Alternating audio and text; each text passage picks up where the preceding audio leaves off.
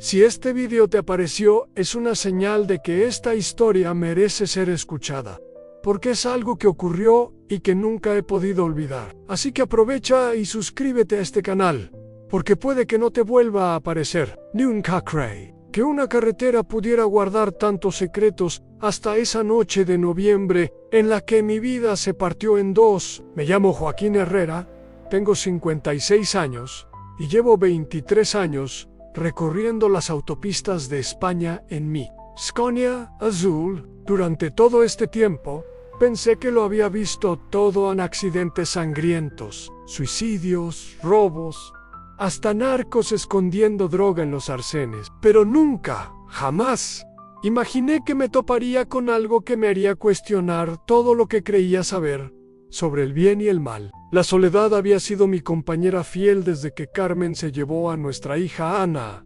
Hace 8 años, elegiste la carretera por encima de nosotras, me dijo la última vez que nos vimos.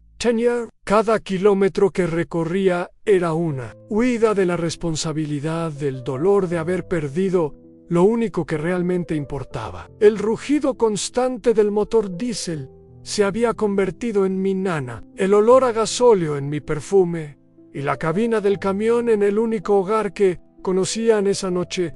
Transportaba electrodomésticos desde Burgos hasta Sevilla. Era mi último viaje antes de las vacaciones de Navidad, y había decidido que quizás era hora de intentar reconciliarme con Carmen y Ana.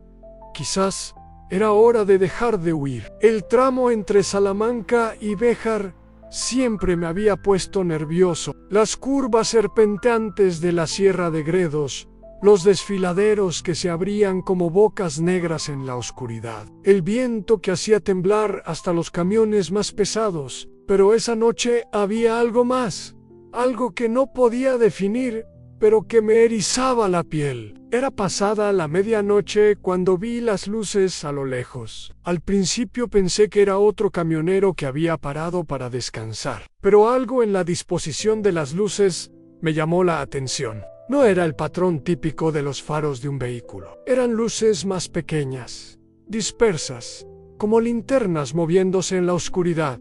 Mi curiosidad pudo más que mi prudencia. Después de tantos años en la carretera, había aprendido a confiar en mis instintos y todos me decían que algo extraño estaba pasando. Reduje la velocidad y me desvié hacia un pequeño camino de tierra que llevaba a lo que parecía un claro entre los pinos. El olor a tierra húmeda y hojas en descomposición llenó la cabina cuando bajé la ventanilla. El viento frío de noviembre me golpeó el rostro como una advertencia, pero ya era demasiado tarde para dar marcha atrás. Algo me empujaba hacia adelante, como si el destino mismo me guiara hacia lo que estaba a punto de descubrir. Aparqué el camión entre los árboles y bajé. El suelo crujía bajo mis botas, lleno de ramas secas y piedrecillas. La oscuridad era casi total, solo interrumpida por esas extrañas luces que se movían unos 100 metros más adelante. Fue entonces cuando lo escuché en el sonido metálico de una pala golpeando contra la tierra,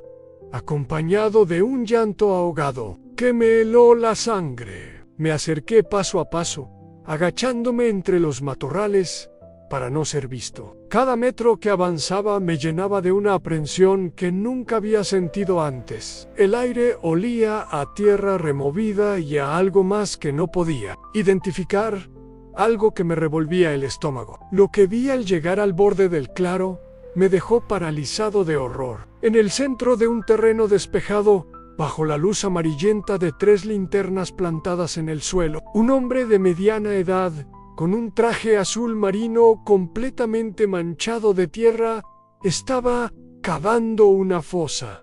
Pero no era una fosa vacía. Dentro del hoyo, enterradas hasta los hombros, había una mujer joven, de pelo castaño, con una blusa blanca desgarrada, y una niña de aproximadamente 5 años con un vestidito rosa que ahora era marrón por la tierra. Ambas lloraban en silencio, abrazadas la una a la otra, con los ojos muy abiertos por el terror. El hombre las estaba enterrando vivas. Cada palada de tierra que echaba sobre ellas era como un puñal en mi corazón. La mujer trataba desesperadamente de proteger a la niña con su cuerpo, pero era inútil. La tierra se acumulaba lentamente alrededor de sus cuellos. «Por favor», susurraba la mujer con una voz quebrada que apenas se escuchaba. «Mi hija, Ann, por favor, mi hija».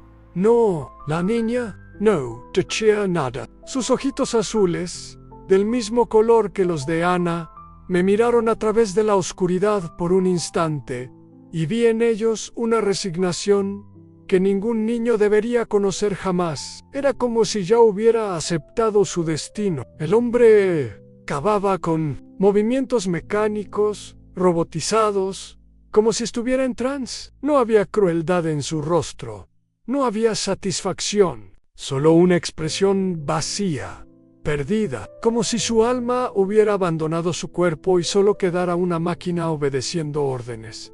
Mi primer instinto fue gritar, correr hacia él, detenerlo. Pero algo me detuvo. Había algo en toda la escena que no encajaba en este hombre. No parecía un asesino. Parecía... Sus manos temblaban cada vez que levantaba la pala y había lágrimas corriendo por sus mejillas. Me quedé escondido entre los arbustos, observando con horror mientras la pesadilla se desarrollaba ante mis ojos. La tierra ya cubría los hombros de ambas víctimas. En cuestión de minutos, llegaría a sus cuellos. Fue entonces cuando el hombre se detuvo, dejó caer la pala y se llevó las manos a la cabeza, tirándose del cabello con desesperación. Un gemido ahogado salió de su garganta, un sonido de animal herido que me erizó cada vello del cuerpo. «No puedo, no puedo», murmuró. «Dios mío, ¿qué estoy haciendo?». La mujer aprovechó el momento de vacilación. «Por favor, señor, no sé quién es usted, no sé por qué está haciendo esto, pero mi hija es inocente». Le di AMC query. «Pero a ella déjela vivir, por favor, tiene apenas 5 años». El hombre la miró con ojos llenos de dolor. «Yo también tengo una hermana», susurró. «Y si no hago esto, si no hago exactamente lo que me ordenaron, la matarán». Sus palabras me golpearon como un rayo. Este hombre no era un monstruo, era otra víctima. Pero, ¿víctima de qué? ¿De quién? Fue en ese momento cuando decidí actuar. «Solid Amy», escandait lentamente, con las manos levantadas para mostrar que no tenía arma. «No se mueva», dije con voz firme pero no amenazante. «Solo quiero hablar». El hombre se giró hacia mí como un resorte, con los ojos desorbitados. Recogió la pala del suelo y la levantó como si fuera un arma. «Váyase», gritó. «Váyase ahora o tendré que matarlo también». «No voy a irme», respondí, dando un paso más hacia él. «No puedo irme sabiendo lo que está pasando aquí. Usted no lo entiende». El hombre temblaba tanto que apenas podía sostener la pala.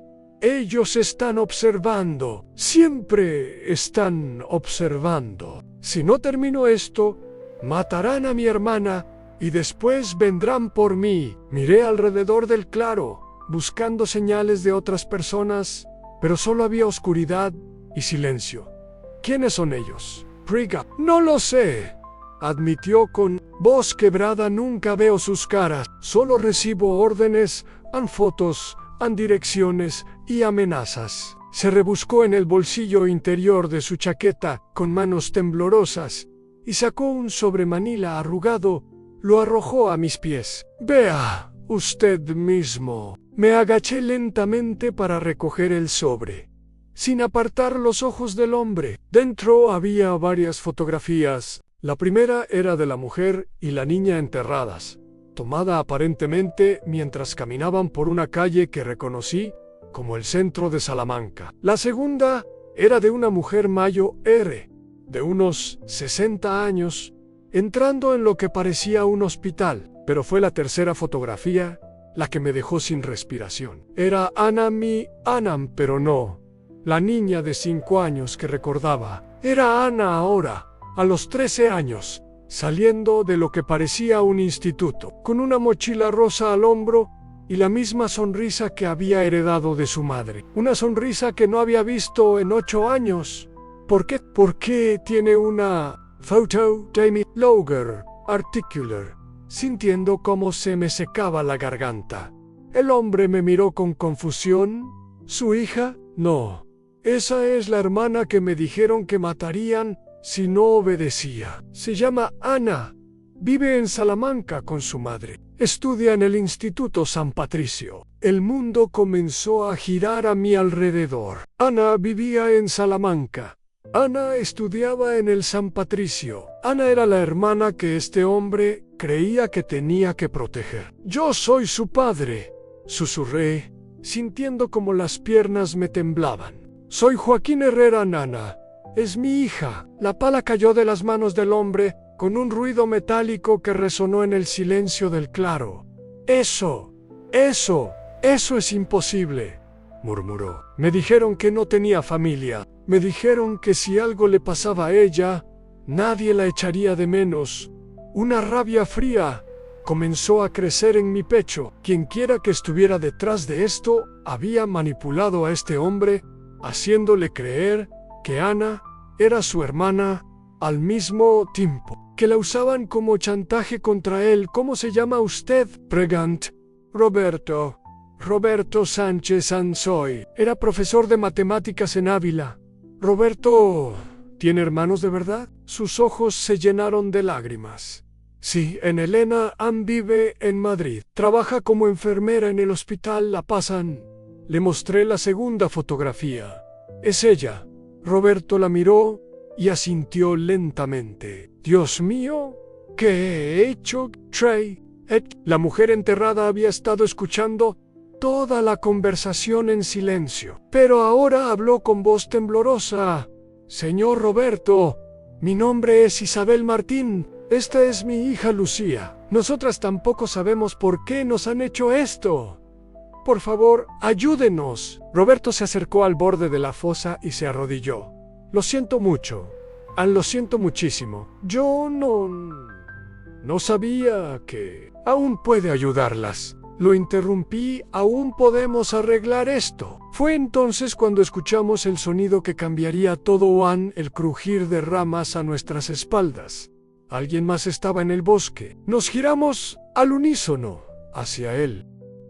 Entre las sombras de los pinos, pudimos distinguir las siluetas de al menos 3 personas acercándose lentamente hacia el claro. Llevaban linternas potentes que nos encandilaron momentáneamente. Muy bien, Roberto, dijo una voz masculina desde la oscuridad. Veo que tenemos un problema. El terror se apoderó del rostro de Roberto. Sus piernas flaquearon y tuvo que apoyarse en mí para no caer. No se suponía que vinieran hasta que terminara, murmuró. Los planes cambiaron cuando nuestros vigilantes vieron al camionero acercarse, respondió la voz. Ahora tenemos 3 víctimas en lugar de 2. Las figuras se acercaron lo suficiente para que pudiéramos verlos bajo la luz de las linternas. Eran 3 hombres vestidos con ropa oscura, con pasamontañas que cubrían sus rostros. El que había hablado era el más alto,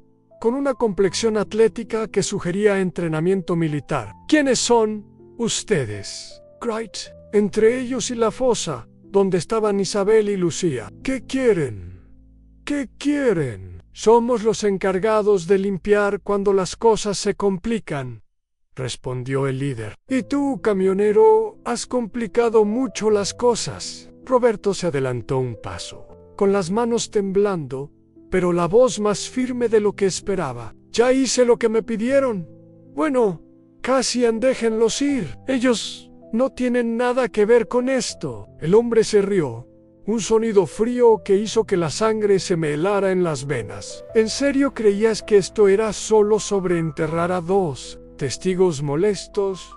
Roberto, eres más ingenuo de lo que pensábamos. Uno de los otros hombres se acercó a la fosa y miró hacia Isabel y Lucía con una sonrisa que se adivinaba incluso bajo el pasamontañas. Isabel Martín, 32 años, contable en la empresa Construcciones Vázquez. Descubrió irregularidades en las cuentas que podrían comprometer a ciertas personas muy importantes.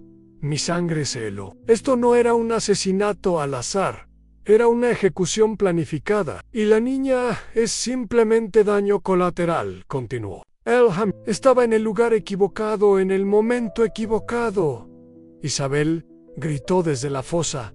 Yo no he hablado con nadie. Say lo juro. Puedo quedarme callada. Ya es demasiado tarde para eso, querida, respondió el líder. El solo hecho de que sepas lo que sabes te convierte en una amenaza. Roberto dio otro paso adelante, con un valor que no sabía que tenía. Está bien, mátame me, pero dejen ir a los demás. Yo fui quien no pudo terminar el trabajo. No te preocupes, dijo el líder, sacando una pistola de su chaqueta. Vamos a matar a ti, al camionero y, por supuesto, a nuestras dos amigas del hoyo. Pero primero, queremos que sepas la verdad. Me acerqué lentamente a Roberto, calculando las distancias, buscando alguna forma de salir de esta pesadilla. ¿Qué verdad?, pregunté.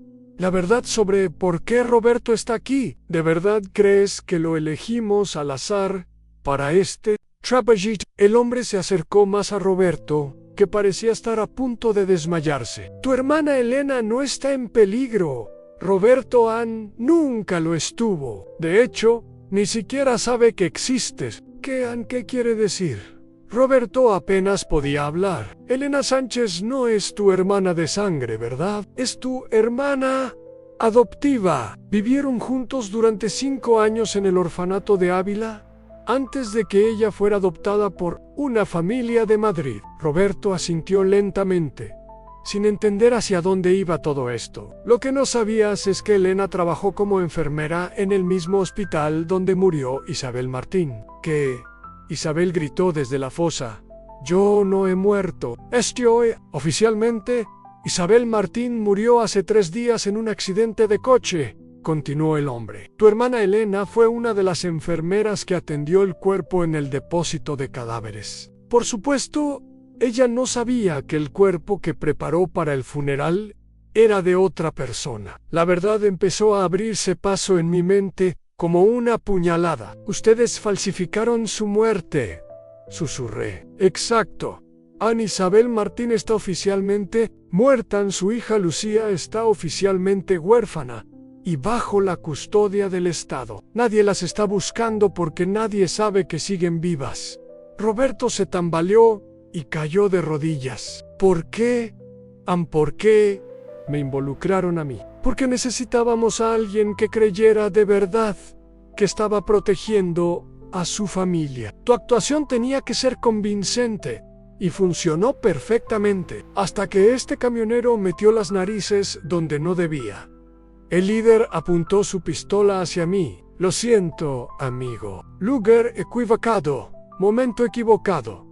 El tiempo se ralentizó. Pude ver el dedo del hombre moviéndose hacia el gatillo. Pude escuchar los sollozos ahogados de Isabel y Lucía. Desde la fosa pude sentir el olor a tierra húmeda y pólvora que empezaba a llenar el aire. Pero más que nada, pude ver el rostro de Ana en mi mente. No la niña de 5 años que había perdido, sino la adolescente de 13 años de la fotografía. Mi hija que crecía sin mí, que probablemente ni siquiera me recordaba, que quizás era mejor sin mí en su vida. Por primera vez, en 8 años, no quite your. Me arrojé hacia un lado justo cuando el disparo resonó en el claro. La bala pasó rozando mi oreja derecha, dejando un zumbido que ahogó todos los demás sonidos por unos segundos. Road por el suelo y me escondí detrás de la pila de tierra que Roberto había excavado. ¡Roberto!, grité. ¡Las linternas! ¡Apaga las linternas! Roberto, que había estado paralizado por el shock, reaccionó instintivamente, se arrojó hacia la linterna más cercana y la apagó de una patada. Yo hice lo mismo con otra. En cuestión de segundos, el claro quedó sumido en una oscuridad casi total. Los gritos y maldiciones de los 3 hombres llenaron la noche. Sus linternas de mano creaban haces de luz que se movían frenéticamente, pero no podían cubrir todo el área a la vez. «Isabel», grité hacia la fosa. «Puede moverse un poco», respondió ella. «Pero no podemos salir». Aproveché la confusión para acercarme reptando hasta el borde de la fosa. Roberto se me unió, arrastrándose como un soldado en territorio enemigo. «Vamos a sacarlas de ahí», le susurré. «¿Cómo?», preguntó él. «Están armados. Confía en mí». Empezamos a cavar frenéticamente con nuestras manos, apartando la tierra alrededor de Isabel y Lucía. La pequeña había dejado de llorar y nos miraba con una determinación que me rompía el corazón. Era demasiado pequeña para entender todo lo que estaba pasando, pero lo suficientemente lista para saber que tenía que ayudar. «Cuando yo les diga, van a correr hacia mi camión», le susurré. «Está entre los árboles, a unos 100 metros. En esa dirección las llaves están puestas». «¿Y usted qué va a hacer?», preguntó Isabel. «Voy a darles tiempo». Roberto me agarró del brazo. «Joaquín, ellos nos van a matar a todos». Quizás admitían, pero no sin luchar. «Y si tengo que morir esta noche, al menos va a ser tratando de salvar a estas personas inocentes, no huyendo como un cobarde». Por primera vez en 8 años, me sentí como el hombre que Carmen había creído que podía llegar a ser. Habíamos logrado liberar a Isabel hasta la cintura cuando uno de los haces de luz nos... «¡Aquí están!», gritó uno de los hombres. El disparo resonó al mismo tiempo que salté para cubrir a Lucía con mi cuerpo. Sentí el impacto de la bala en mi hombro izquierdo, un dolor ardiente que se extendió por todo mi brazo. «Parrot, no grita». No podía permitirme gritar. «¡Corran! ¡Corran! ¡Ahora!». Isabel logró salir completamente de la fosa, cargando a Lucía en brazos. Roberto la siguió, y los tres corrieron hacia la oscuridad del bosque, mientras yo me quedé atrás, arrastrándome entre los árboles para distraer a nuestros perseguidores. Los siguientes minutos fueron una pesadilla de gritos, disparos y ramas que me arañaban la cara mientras reptaba entre los matorrales. La sangre de mi hombro goteaba sobre las hojas secas, dejando un rastro que esperaba que la oscuridad ocultara. Pude escuchar las voces de los hombres coordinándose, dividiendo el bosque en sectores para encontrarnos. Eran profesionales. Sabien, Lokiu, Haitian, y nosotros solo éramos civiles aterrorizados, tratando de sobrevivir. Fue entonces cuando escuché el rugido del motor de mi Scania arrancando en la distancia. Roberto había llegado al camión. Isabel y Lucía estaban a salvo, pero los hombres también lo habían escuchado. «¡El camión!», gritó el líder. «No pueden llegar a la carretera». Escuché pasos corriendo hacia el sonido del motor. Era mi oportunidad. Me levanté del suelo, ignorando el dolor punzante en mi hombro, y corrí hacia donde había escuchado la voz del líder. Lo encontré recargado contra un árbol, hablando por radio con alguien. «Sí, necesitamos el segundo equipo en la carretera. No pueden llegar a Han». No terminó la frase. Me arrojé contra él con toda la fuerza que me quedaba, derribándolo al suelo. Su radio salió volando y se estrelló contra una roca. Luchamos en el suelo durante lo que parecieron horas, pero probablemente fueron solo minutos. El hombre era más joven y estaba mejor entrenado, pero yo tenía la desesperación de un padre que luchaba por proteger a una niña que le recordaba a su propia hija. Logré quitarle la pistola y arrojármela lejos, entre los matorrales, sin armas. La pelea se volvió más pareja. Mis años cargando cajas pesadas en el camión me habían dado una fuerza que él no esperaba. Cuando finalmente logré dejarlo inconsciente con una piedra, ya no podía escuchar el motor del camión. Roberto, Isabel y Lucía habían logrado llegar a la carretera. Estaban a salvo. Me las arreglé para llegar hasta la carretera principal, justo cuando las primeras luces del amanecer comenzaban a pintar el cielo de naranja y rosa. El dolor en mi hombro era constante ahora, pero ya no sangraba tanto. Había usado mi camisa para hacer un vendaje improvisado que al menos contenía la Hammer. Roberto había hecho exactamente lo que tenía que hacer. Había llevado a Isabel y Lucía directamente a la comisaría de Salamanca. Y para cuando llegué arrastrándome hasta la carretera, ya había 3 patrullas de la Guardia Civil esperándome con una ambulancia. Los siguientes días fueron un torbellino de declaraciones, interrogatorios y cirugía para extraer la bala. La investigación que siguió destapó una red de corrupción que involucraba a constructoras, políticos locales y hasta algunos miembros de las fuerzas del orden. Isabel Martín había descubierto irregularidades contables que habrían expuesto millones de euros en sobornos y contratos fraudulentos. Roberto y yo nos convertimos en testigos protegidos durante el juicio. Su hermana Elena resultó estar perfectamente segura en Madrid, sin saber nunca que había sido utilizada como chantaje emocional. Los 3 hombres del bosque fueron capturados. En los días siguientes, gracias a las descripciones detalladas que pudimos proporcionar, pero lo más importante sucedió una semana después de salir del hospital. Carmen llegó a Salamanca con Ana. Las vi entrar por la puerta de la cafetería del hotel donde me estaba recuperando, y por un momento pensé que estaba alucinando por los medicamentos.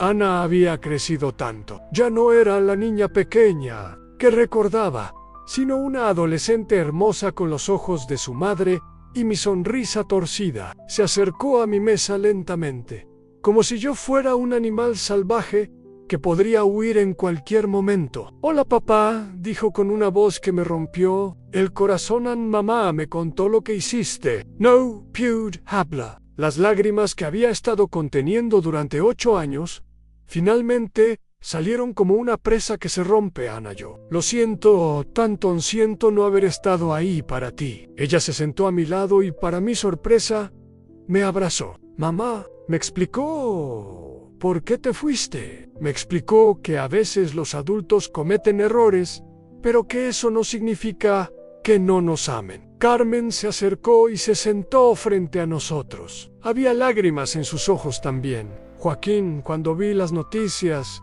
cuando me enteré de lo que habías hecho por esa mujer y su hija, recordé al hombre del que me enamoré hace tantos años. Yo también recordé quién quería ser.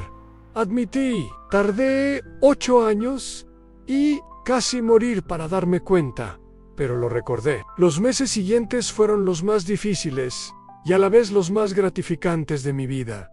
Ana y yo empezamos a conocernos de nuevo. Me contó sobre el instituto, sobre sus amigas, sobre sus sueños de estudiar veterinaria. Yo le conté sobre las carreteras, sobre los paisajes increíbles que había visto, sobre los amaneceres en los Pirineos y las puestas de sol en Andalucía. Carmen y yo no volvimos como pareja romántica, pero encontramos algo mejor en una amistad genuina basada en nuestro amor compartido por Ana. En Roberto se mudó a Salamanca para estar cerca durante el juicio. Dejó la enseñanza y ahora trabaja como voluntario en una organización que ayuda a víctimas de chantaje y extorsión. Nos hemos vuelto amigos inseparables, unidos para siempre por esa noche terrible que nos cambió a ambos. Isabel y Luz también se mudaron a Salamanca para estar cerca de los testigos protegidos durante el proceso legal. Isabel consiguió un trabajo en una empresa de contabilidad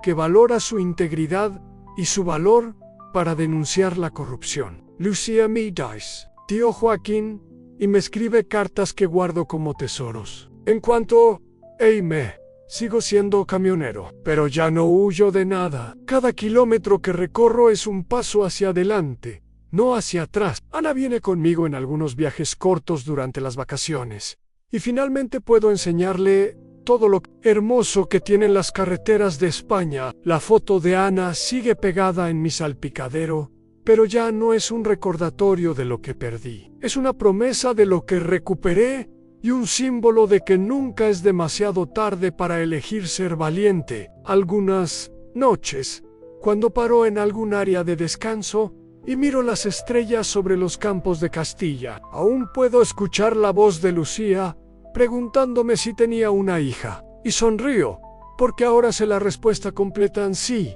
Tengo una hija, y gracias a ella y a las personas que me enseñaron lo que significa el verdadero valor, finalmente aprendí que la carretera no es un lugar para esconderse del mundo.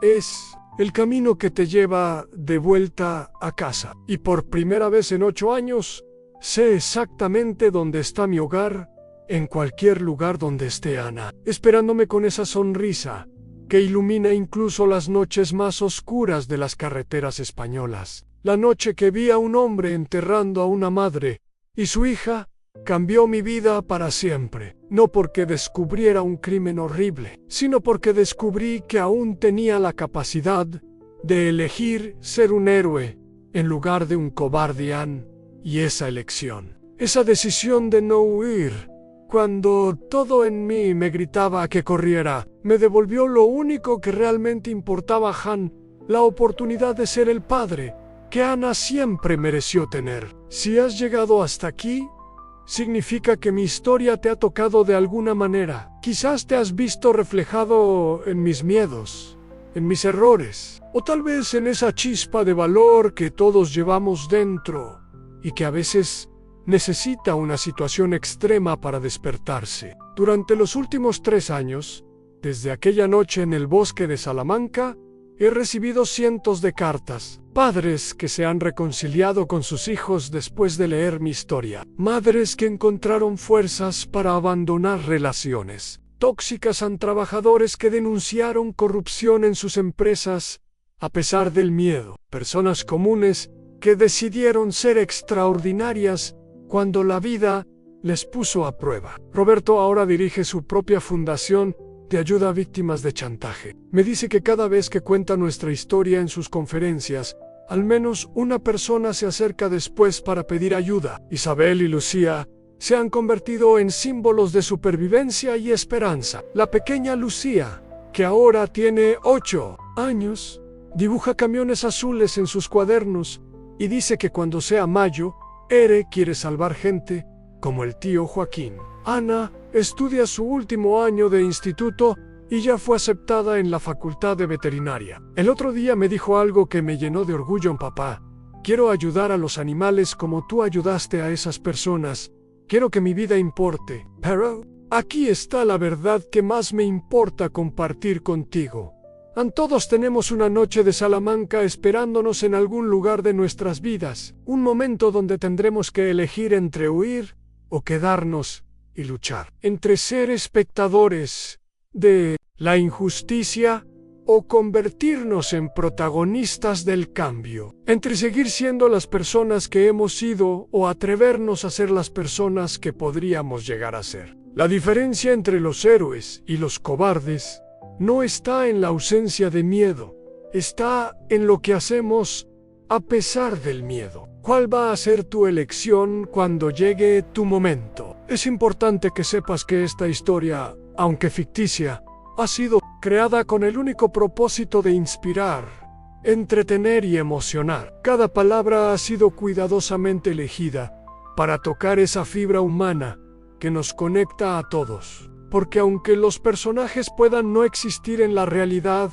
los sentimientos que despiertan, las decisiones que enfrentan y las transformaciones que viven son completamente reales y universales. Si la historia de Joaquín te ha conmovido, si has sentido ese nudo en la garganta cuando Lucía lo miró con esos ojitos azules, si has vibrado con cada momento de tensión en ese bosque oscuro, entonces no puedes dejar que esta historia muera aquí. Suscríbete al canal para más relatos que te cambiarán la perspectiva sobre la vida. Cada semana comparto historias de personas comunes que se convirtieron en héroes cuando menos lo esperaban. Narrativas que exploran los rincones más profundos del alma humana y que te recordarán por qué vale la pena creer en la bondad de las personas. Dale like si esta historia te ha emocionado. Comenta cuál fue el momento que más te impactó y comparte con alguien que necesite recordar que nunca es tarde para cambiar. Activa las notificaciones porque las próximas historias que vienen te van a dejar sin aliento. El bombero que descubrió un secreto familiar en las llamas, la enfermera que salvó a un paciente de su propia familia, el taxista que transportó a su peor enemigo sin saberlo. Quiero hacerte una pregunta sincera. Si fueras Joaquín en esa situación, ¿habrías tenido el valor de quedarte y luchar? Déjamelo en los comentarios. Quiero conocer tu respuesta honesta, porque cada historia que compartimos aquí no es solo entretenimiento. Es una oportunidad de reflexionar sobre quiénes somos y quiénes podríamos ser. Cada día en las carreteras de España, miles de camioneros como Joaquín recorren kilómetros cargando algo más que mercancías, cargan historias, sueños rotos, esperanzas renovadas. Algunos huyen de su pasado, otros van hacia su futuro. ¿Dónde vas tú? La historia de Joaquín nos enseña que nunca es demasiado tarde para cambiar de dirección, que una sola decisión valiente puede transformar no solo tu vida, sino la vida de personas que ni siquiera conoces. En los comentarios, cuéntame si tienes una historia similar que te cambió la vida. Si hay alguien en tu familia de quien te alejaste y quieres reconectar, ¿o cuál fue la decisión más valiente que has tomado? Estas historias, aunque nacidas de la imaginación, están diseñadas para despertar emociones reales, para hacerte reflexionar sobre tus propias decisiones, para recordarte que en cada uno de nosotros existe la capacidad de ser extraordinarios. Suscríbete ahora y únete a una comunidad de personas que creen que las historias bien contadas pueden cambiar vidas. Cada relato que comparto está cuidadosamente crafteado para tocar tu corazón. Cada emoción está diseñada para ser genuina. Cada lágrima vale la pena, porque en un mundo lleno de contenido superficial, las historias que llegan al alma son lo único que realmente importa. Nos vemos en el próximo relato. Y recuerda, tu historia también merece ser contada. Suscríbete ahora y no te pierdas ni una sola historia que podría cambiar tu vida.